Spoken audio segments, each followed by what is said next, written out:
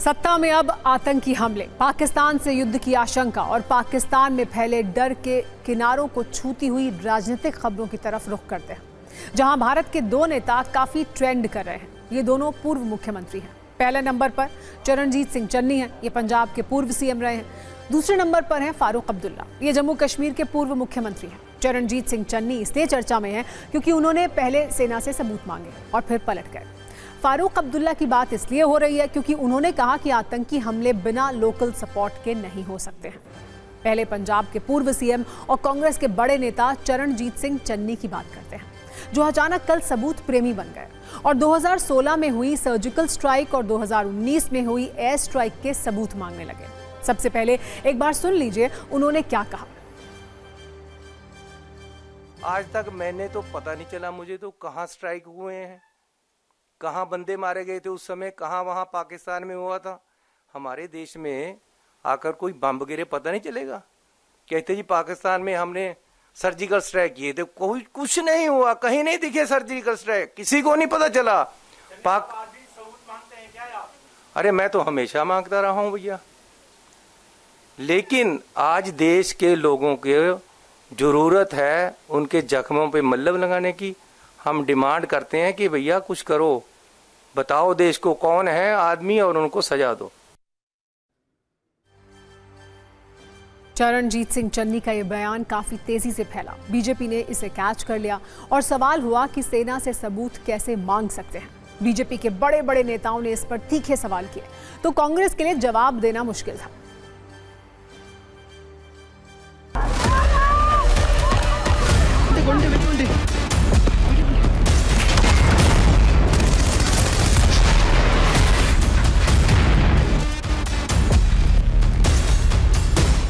ये गद्दार और ये हमारी सेना पर ना तो इनको भरोसा है ना इनको विश्वास। इनका विश्वास ज्यादा उन बातों में है जो पाकिस्तान है। इनको तो उस दिन पता लगेगा जिसे पाकिस्तान कहेगा हाँ जी हमारे पर से उड़ा, तब तक ये मानने वाले। देखिए इस वक्त नहीं है ऐसी बातें करने का। अगर हम ऐसी बातें करेंगे तो हम अपने पड़ोसी को मजबूत करते हैं। ये बातें उसके बाद हो सकती हैं, पहले उनसे खात्मा तो करें। जब खात्मा हो जाएगा फिर सब चीज़ों में बात होगी। कैसे आए, क्यों आए, किधर से आए, कौन साथ था, कहाँ चूक हुई, ये सब बातें उस वक्त होंगी, आज नहीं करने का वक्त।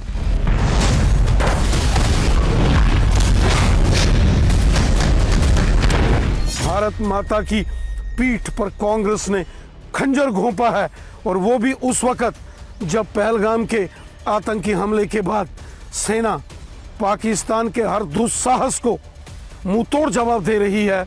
ऐसे वक्त कांग्रेस पार्टी का सर्जिकल स्ट्राइक के ऊपर सवालिया निशान खड़ा करना, सबूत मांगना, सेना के शौर्य पराक्रम और देशभक्ति पर कांग्रेस द्वारा उसके प्रमाण मांगना, ये बहुत दुर्भाग्यपूर्ण है। उनको लगे इसलिए कह रहे हो, उनको जरूर चीफ मिनिस्टर रहा करते थे, उनको ज्यादा जानकारी जरूर हो सकती, लेकिन ये तो सही है कि सर्जिकल स्ट्राइक कहिए, एयर स्ट्राइक कहिए, इसके चलते जिस तरीके की वाहवाह किए गए थे, डरे हुए पाकिस्तान, घबरे हुए पाकिस्तान, आतंकवाद खत्म हो गए। 26 हिंदू सैलानी चुन चुनकर धर्म के आधार पर हत्या की गए थे, ये तो सारे दुनिया देख रहे हैं।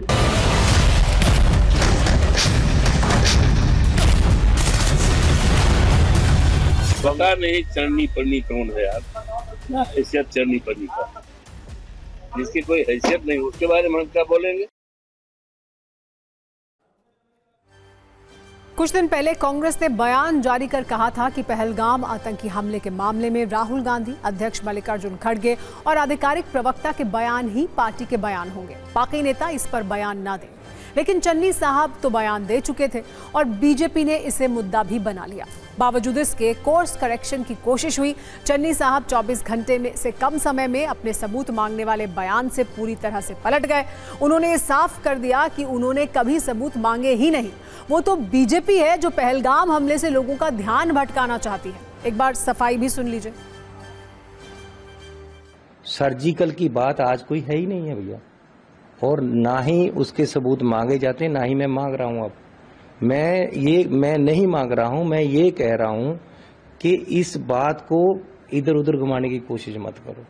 ये बहुत ही सेंसिटिव इशू है। तुम इधर उधर की बात मत कर, बता के काफिला लुटा क्यों। हमें राहजनों से गरज नहीं, तेरी रहबरी का सवाल है। बात उन लोगों की जो मारे गए हैं सैलानी, जिनको निर्दोषों को मारा है, जिनकी धर्म पूछकर मारा है, वो देश को आज इंसाफ चाहिए, उन परिवारों को इंसाफ चाहिए, सरकार उनको इंसाफ दे। वैसे नेताओं के साथ समस्या ये है कि वो माइक देखकर थोड़े बेकाबू हो जाते हैं। ऐसे ही कर्नाटक के एक मंत्री हैं BZ जमीर अहमद खान। उन्होंने कहा कि अगर प्रधानमंत्री नरेंद्र मोदी और गृह मंत्री अमित शाह उन्हें आत्मघाती बम दें तो वो बांधकर पाकिस्तान जाएंगे और हमला करेंगे।